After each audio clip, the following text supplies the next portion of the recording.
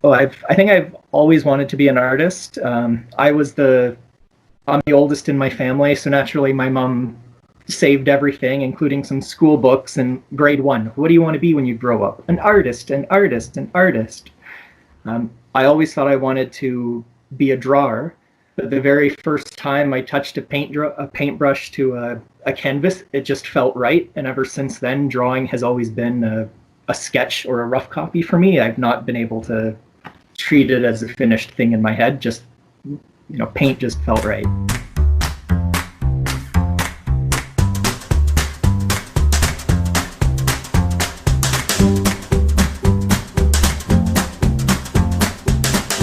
In terms of your style and technique, how did that all come about? I was in my last year at OCAD art school, and it was very academic, and everything was being very thought out, and I would argue being overthought. And I was kind of losing that sense of fun and joy as it became art in service to an essay or a concept. And I had one piece that I was the most excited for a piece I'd ever been. And I was at the halfway point and I loved it, and I finished it and it completely ruined it. So I was so upset I started it again. And then when I got to the halfway point, I just left it. And there seemed like an excitement or an energy there that wasn't in my more finished work. So that was the starting place, and I developed that look into my technique. And then over time, I would try to focus on different aspects and just pulling it in different directions, refining different things.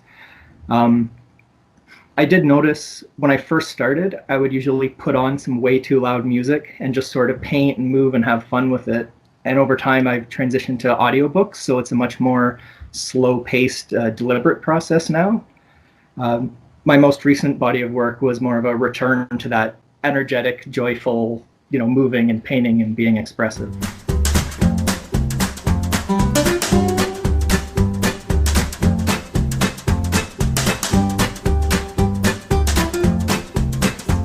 How was your experience with OCAD?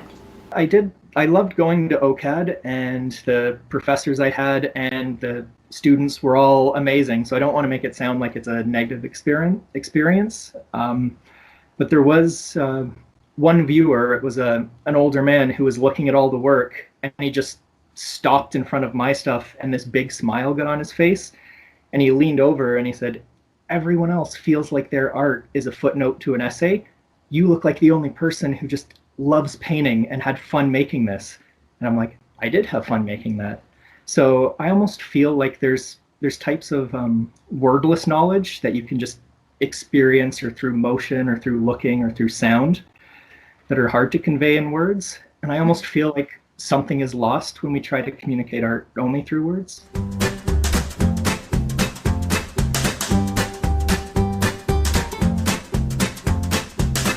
So how are you adjusting with the creative process? Well, one, I'm doing some sketches and digital sketches and color swatches and stuff like that. So I haven't actually gotten into the painting process yet.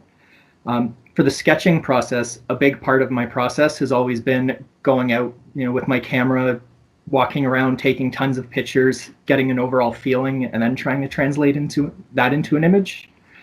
These days, it seems maybe a little irresponsible to be spending time outside if I don't have to.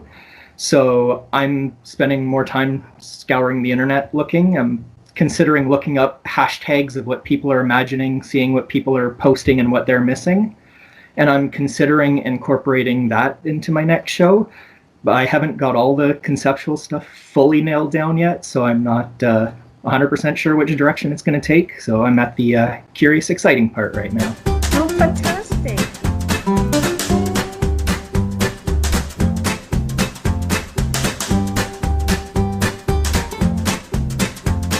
When do you know it's finished? That's the biggest problem I struggle with too. I'm always overpainting things and taking things too far. So what I've started doing lately is when I think a painting is about 90% done or 95% done, I'll take it out of the studio and hang it on the wall in my living room. And then over the next month or two, I'll look at it and there'll probably be one or two things that really bug me and I'll know to go in and fix that. Or after a month, I might realize that was done and then I'll just leave it. So that's been my trick, is just getting it out of the studio, put it on a wall, give it time, give it space.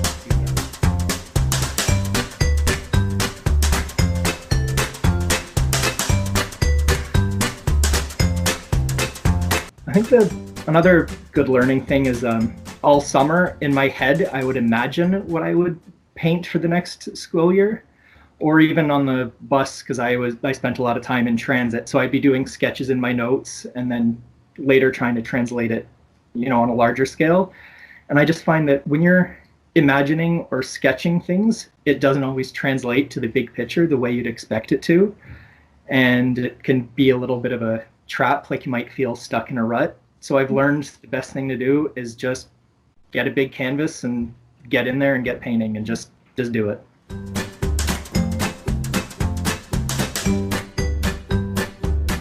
How did you get representation with the gallery, and how did you meet Yeah, Ron?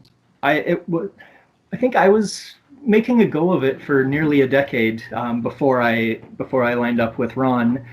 And I've talked to a lot of other artists who've been pretty successful, and the details are always different, but the one aspect that's always the same is they worked really hard for a really long time, and then they got a lucky break that they were ready for. And that's the thing. I worked hard. I showed at a lot of galleries. My lucky break was Moore Gallery was hosting a group show many years ago, and the curator didn't want it to be overly conceptual. He just the story he told me was that he went onto Google and just typed "cool effing art," hit enter, did an image search, and mine was among the ones that came up. And then he just spent time narrowing them down into his favorite 12, and I was lucky enough to be among those. The show was being curated by Michael Adamson. He was the artist curating the show, but I'd actually had met Ron before that. While I was going to OCAD, every Wednesday I would go on a gallery tour up Queen West, and then I'd go up Spadina and see all those galleries. So I'd been going to the gallery for over 10 years before I got signed up. Even high school field trips, that would be one of the galleries we'd always hit as one of the big top tier galleries. So it was pretty exciting to be, represented by them.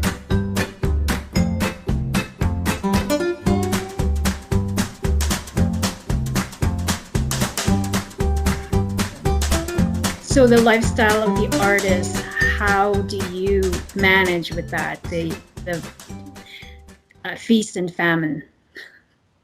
Well, part of it is just being very financially disciplined, knowing how much time do I have, how much buffer room, what are my materials going to cost, what's realistic, what can I do. So there's a lot of real life stuff that's involved in that. There are tricks you pick up along the way too, like sometimes just where to get your stuff framed, this shop versus that shop, finding a custom person to do it for you and things like that, different materials that work better. It's just, there's little things you pick up along the way. Are you the messy type, or are you meticulous and clean and?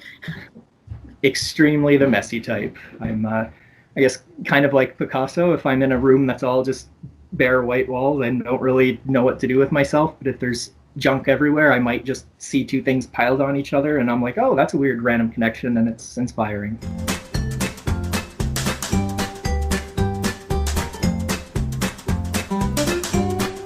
If I have to put on boots and a jacket and go outside, I'm less likely to do it. If it's a third bedroom that's just around the corner, it's enough separation from the rest of life, but it's still close enough that I don't have to think about entering the studio. And I find my best painting happens late at night. So I usually try to spend the first few hours doing other studio stuff, stretching, sizing, gessoing, getting things ready. Usually it's after dinner that I find my best painting happens.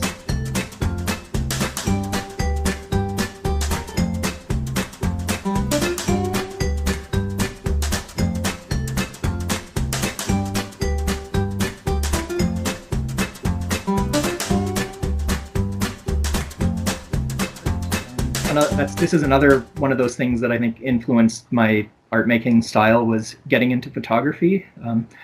I find if I sit down to draw or paint something, my compositions and my colors and the forms and angles will end up being very different than if I photograph it. There's certain minimalist compositions that are incredible as a photograph, but no painter would ever dream of painting that scene.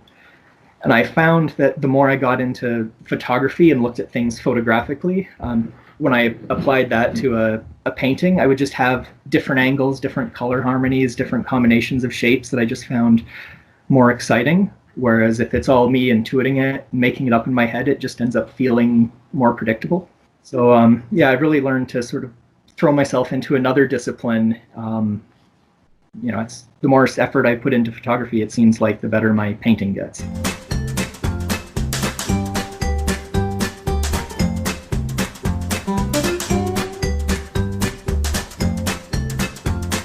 So right now, how are you staying safe, and what does isolation mean to you?